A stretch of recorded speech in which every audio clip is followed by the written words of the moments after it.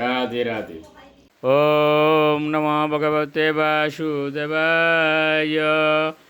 ওম নমো ভগবতে বাসুদেবায়। ওম নমো ভগবতে বাসুদেবায়। শ্রীমদ্ ভাগবত চতুর্থ স্কন্দ পুষণম নবম অধ্যায় ধ্রুব মহারাজের গৃহে প্রত্যাবর্তন। শ্লোক 22। প্রস্থিতে তু বনম পিত্রা দত্তা গাম ধর্ম সংশ্রয় ষটত্রিংশদ্বর্ষ সহস্রম রক্ষিতা অব্যাহত ইন্দ্রিয়। অনুবাদ: যখন তোমার পিতা তোমার হস্তে রাজ্যভার সমর্পণ করে বনে গমন করবেন, তখন তুমি ৩৪,০০০ বছর ধরে অপ্রতিহতভাবে সমগ্র পৃথিবী শাসন করবে। তোমার সমস্ত ইন্দ্রিয় এখনকার মতোই শক্তিশালী থাকবে, তুমি কখনো বৃদ্ধ হবে না। শ্লোক 23।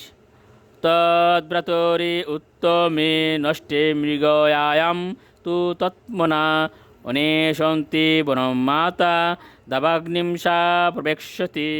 অনুবাদ: ভগবান বললেন, ভবিষ্যতে কোনো এক সময়ে তোমার ভ্রাতা উত্তম মৃগয়া করতে বনে গিয়ে নিহত হবে এবং তখন তোমার বিমাতা সুরুচি তার পুত্রের মৃত্যুতে অত্যন্ত শোকাকুল হয়ে তাকে খুঁজতে বনের মধ্যে দাবানলে প্রবেশ করবে।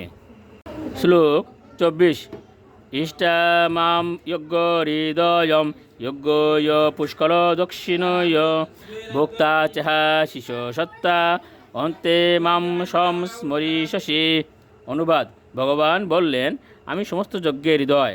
তুমি বহু মহান যজ্ঞ অনুষ্ঠান করতে সক্ষম হবে এবং প্রভূত দানও করবে।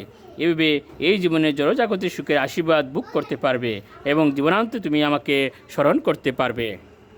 শ্লোক 25। তত গন্তাসি মৎস্থানম সর্বলোক নমস্কৃতম উপরিষ্টাদৃশি বস্তম যত নাবর্ততে গত। অনুবাদ: গণেশ্বর ভগবান বললেন, হে ধ্রুব, তোমার জড়জাগতিক জীবনের পর এই শরীরে তুমি আমার লোকে যাবে, যা সর্বদা অন্য সমস্ত গ্রহলোকের অধিবাসীদের দ্বারা নমস্কৃত। তা সপ্তর্ষি মণ্ডলে ঊর্ধ্বে এবং সেখানে একবার গেলে আর এই জড়জগতে ফিরে আসতে হয় না। রাধে রাধে।